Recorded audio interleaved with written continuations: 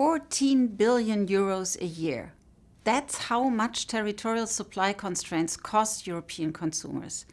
These constraints, or TSCs, are practices where multinational brands prevent retailers and wholesalers from sourcing products freely across EU countries. The result?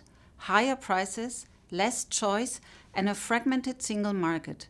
In some cases, identical products are sold at over 100% higher prices in one member state compared to another. For businesses, especially SMEs, this means higher costs, reduced flexibility, and distorted competition. Ultimately, consumers pay the price.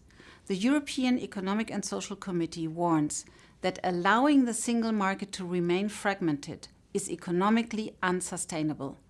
As Mario Draghi has underlined, internal market fragmentation is even more damaging to the EU economy than external trade barriers.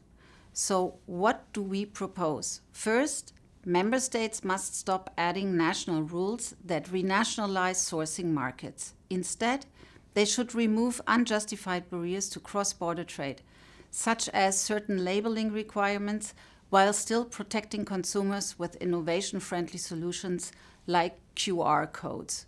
Second, the ESC calls for clear guidelines for competition authorities and supply chain actors to improve cooperation and reduce unfair restrictions. And third, the ESC urges the European Commission to consider new EU legislation, inspired by the Digital Markets Act or unfair trading rules, to ensure fairer practices across the supply chain.